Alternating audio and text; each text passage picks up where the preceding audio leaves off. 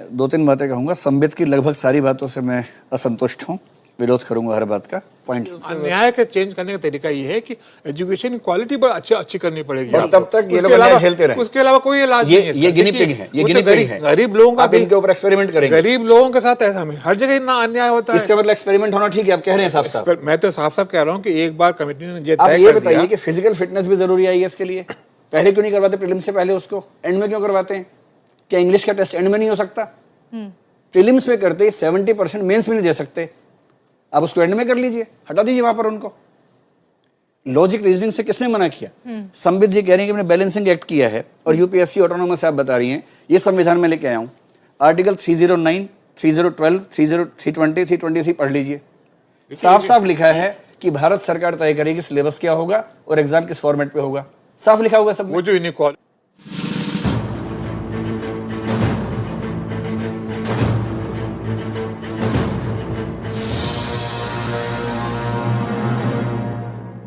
UPSC के civil services aptitude test पर विवाद बरकरार है। आंदोलन कर रहे छात्रों का कहना है कि समस्या केवल अंग्रेजी के सवालों को नहीं बल्कि पूरी सीसेट पैटर्न को ही खत्म किया जाए।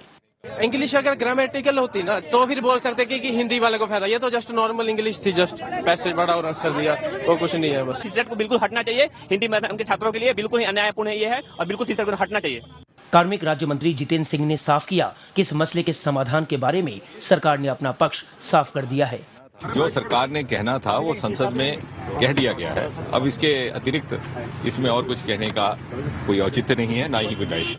में जो हमारे डेमोक्रेसी का रूल है, क्वेश्चन के आंसर में अपने ओपिनियन को रखा है। ये ओपिनियन सरकार के ओपिनियन के रूप में यूपीएससी को जाएगी। और जब ये ओपिनियन गठित हुआ तो मैं बता दूं 2 यूपीएससी के सदस्य भी मौजूद थे। स्वाभाविक रूप से ये एक सबके रजामंदी से बनाई हुई। चलिए हम इस संवैधानिक सवाल को आगे बढ़ाते हैं। आप ये कह रहे हैं, आप हमारी बात को मान रहे हैं, लेकिन क्या संवैधानिक संस्था होने के नाते, जिसको बार बार हम कह रहे हैं कि यूपीएससी एक ऑटोनॉमस बॉडी है और जिस तरह से यूपीएससी ने फैसला लिया उस पर आज भी कायम है। अगर सरकार के इस जवाब को भी, पार्लियामेंट के जवाब को भी देखें तो उससे यही लगता है कि यूपीएससी ने जो सीसेट का स्टैंड लिया उस पर आज भी कायम है। तो सरकार की इस पूरी कवायद का कुछ अर्थ निकल रहा है। मैं दो तीन बातें कहूंगा। संबित की लगभग सारी बातों से मैं असंतुष्ट हूं, विरोध करूंगा हर बात का। पॉइंट्स में पहली बात वो ये कह रहे हैं कि लार्जर सेक्शन की प्रॉब्लम को सॉल्व कर दिया गया है। ये एकदम गलत बात है। लार्जर सेक्शन को दिक्कत 8 क्वेश्चन से नहीं थी। 8 क्वेश्चन केवल 20 नंबर के, 35 क्वेश्चन जो लगभग 80 नंबर के, उनमें ट्रांसलेशन की दिक्कत है। ट्रांसलेशन की दिक्कत क्या होती है, मैं आपको एग्जांपल देता हूं। आज के एग्जांपल लीजिए। विजय सिंह साहब जो यूपीएससी के मेंबर थे, सीसेट को लाने में उनकी भूमिका थी। आज उन्होंने एक स्टेटमेंट दी अखबार में, मैं आपको 2 हिंदी में इंग्लिश में पढ़ के सुनाता हूं।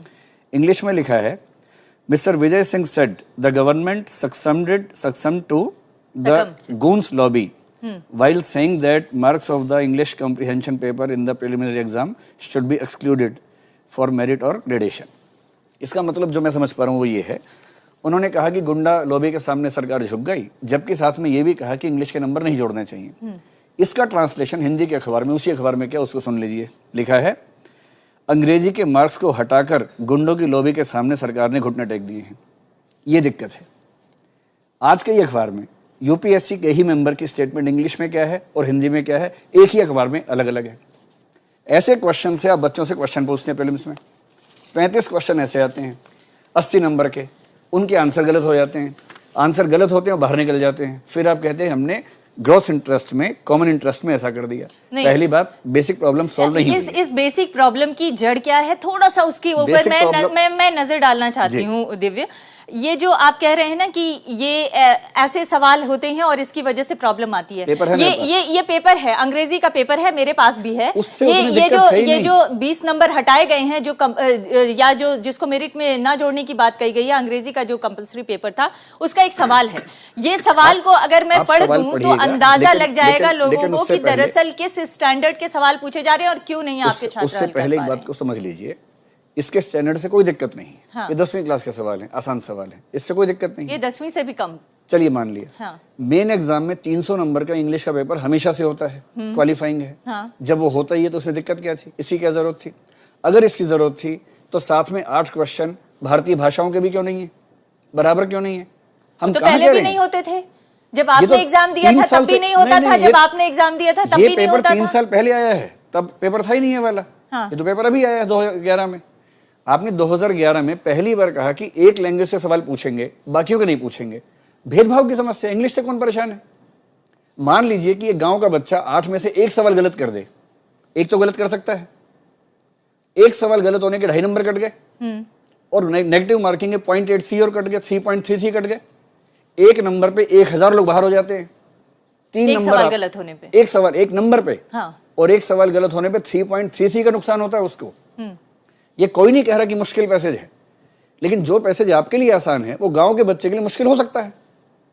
आसानी का फैसला कौन करेगा? नहीं, लेकिन बात यह है दिव्य कि अगर आप सिविल सर्वेंट बनना चाहते हैं, देश की सर्वोत्तम नौकरी में जाना चाहते हैं, तो आप अपने लिए क्या स्टैंडर्ड चाहते हैं? कोई मना नहीं कर रहा। आप इंग्लिश मेंस में क्वालिफाइंग पेपर लेते हैं, लीजिए। हाँ। लेते ही हैं, हिंदी का भी होता है, रीजनल लैंग्वेज का भी होता है, इंग्लिश का भी होता है, इसमें दिक्कत क्या है? उसको टफ कर दीजिए।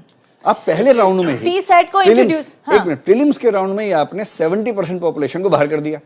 यूपीएससी के मेंबर KS चेलम, आज के अखबार में उनका लेख है हिंदू में, वो लिख रहे हैं कि CSAT गलत है क्योंकि 70% लोगों को, गांव के लोगों को बाहर कर देता है। KS चेलम का आर्टिकल है हिंदू में आज, उसको पढ़िए।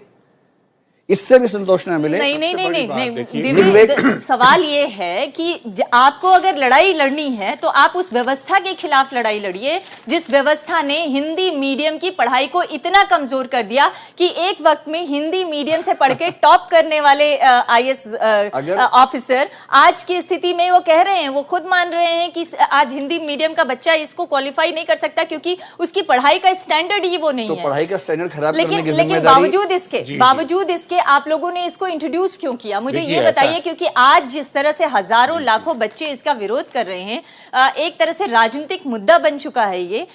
आप या तमाम आप जैसे यूपीएससी को समर्थन देने वाले लोग फिर भी ये मान रहे हैं कि ये CSAT का पैटर्न बिल्कुल ठीक है और हमारे देश के सिविल सेवा में आने वाले लोगों को इसको क्वालिफाई करना जरूरी है। देखिए, 2-3 बहुत महत्वपूर्ण मुद्दे हैं जो समझना आवश्यक है। सरकार ने जो मुद्दा उठाया है, सरकार ने जो निर्णय लिया है, मैं उसे एक बैलेंसिंग एक्ट के रूप में देखता हूं। जिस प्रकार से कुछ दिनों से ये पूरा विषय एक लैंग्वेज का विषय बनता जा रहा था, सरकार को यह भी डर था कि 1960 के दशक में जिस प्रकार से एक लैंग्वेज वॉर पूरे हिंदुस्तान में हो गया था, कहीं उस प्रकार का एक स्नोबॉल न हो जाए, इसलिए अंततः सरकार को जल्दी से जल्दी एक निर्णय लेना पड़ा। दूसरा महत्वपूर्ण विषय है, अगर सपोज अब मान लेते हैं कि CSAT को हमने स्क्रैप कर दिया होता तो क्या लिटिगेशंस नहीं होते? इतने लिटिगेशंस हो जाते कि 24 अगस्त को जो प्रीलिम्स एग्जाम होने वाले हैं शायद वो स्टे हो जाते। तो सभी विषयों को ध्यान में रखते हुए बैलेंसिंग एक्ट करना बहुत आवश्यक था। मैं आपको बताता हूं अमृता जी, अगर आप गेस्ट यहां चेंज कर दिए, स्टूडियो यही रहे, यहां आप अंग्रेजी के गेस्ट ले आए, तो मैं बोलता हूं बिल्कुल धारा ऐसा लग जाएगा कि व्यूअर को लगेगा मानो जो हम अभी डिस्कशन कर रही है बेमानी है। तो स्वाभाविक रूप से जब कंफ्यूजन कंपाउंडेड होता है तो मध्यम मार्ग में चलना सरकार की विवशता होती है और यही होना भी चाहिए। तो सरकार ने मध्यम मार्ग को चुना है। एक तो लैंग्वेज जो वॉर हो सकता था पूरे हिंदुस्तान में, उसको रोका। दूसरा, एक भ्रम यह भी आ रहा था कहीं इंग्लिश को ज्यादा तवज्जो दी जा रही है हिंदी से, इस विषय को ध्यान दिया। और थर्ड जो महत्वपूर्ण विषय था, क्या इंग्लिश महत्वपूर्ण है या नहीं, इसलिए आप देखिए दोनों हिंदी, इंग्लिश और वर्नाक्युलर लैंग्वेज में क्वालिफाइंग एग्जाम्स हैं, वो अभी भी हैं, आप उसको देख के आइए। एक बात मैं ये कहना चाहूंगा कि बहुत जल्दी परिवर्तन नहीं होना चाहिए, क्योंकि 18 साल की एज में आज लड़का तय करता है कि मुझे IAS में बैठना है और 7-8 साल मिलते हैं। अगर हम बार बार चेंज करते रहेंगे पैटर्न ऑफ एग्जामिनेशन तो बहुत दिक्कत होती है।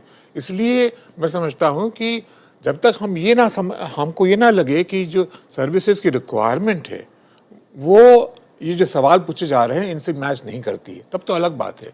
लेकिन अगर हमने कमिटी ने तय किया कि जिस 12-13 जो सर्विसेज, मेन सर्विसेज हैं, उनकी रिक्वायरमेंट देखते हुए ये सवाल पूछे जाना चाहिए। लेकिन ये आप अपने बगल में बैठे दिव्य कीर्ति को नहीं संतुष्ट कर पा रहे हैं, तो आप कैसे दूसरों को और छात्रों को ये संतुष्ट करेंगे कि आप अन्याय हो रहा है? मैं जानता हूँ अन्याय हो रहा है, लेकिन अन्याय किस लेवल पे हो रहा है? हम तो मानते हैं। देखिए, अन्याय का चेंज करने का तरीका ये है कि एजुकेशन की क्वालिटी बहुत अच्छी करनी पड़ेगी, तब तक ये लोग अन्याय झेलते रहे। उसके अलावा कोई इलाज नहीं है। ये गिनी पिग है, ये गिनी पिग है। गरीब लोगों का एक्सपेरिमेंट करेंगे, गरीब लोगों के साथ ऐसा में हर जगह इतना अन्याय होता है। इसका मतलब एक्सपेरिमेंट होना ठीक है, आप कह रहे हैं साफ-साफ। मैं तो साफ-साफ कह रहा हूं कि एक बार कमेटी ने ये तय कर दिया। आप ये बताइए कि फिजिकल फिटनेस भी जरूरी है IAS के लिए, पहले क्यों नहीं करवाते? प्रीलिम्स से पहले उसको एंड में क्यों करवाते हैं?